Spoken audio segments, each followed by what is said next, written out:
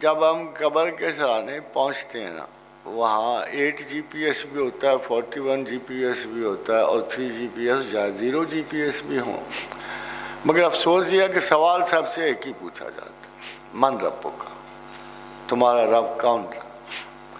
تو خادم حضرات اس کو ذرا بہت پیچھے لے جانا پڑتا ہے، یوم میثاق تک، جب انسان کی بیسک چپ رکھی گئی۔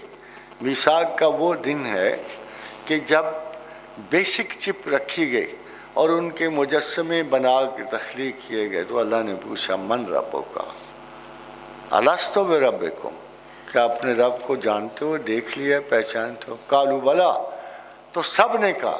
فرض کرو اگر میثاق کے دن کسی چپ نے یہ کہا ہو کہ مجھ پہ تو درج ہی نہیں ہے کہ خدا ہے کہ نہیں، تو وہ زمین و آسمان میں کبھی خدا نہیں ڈھونڈ سکتا۔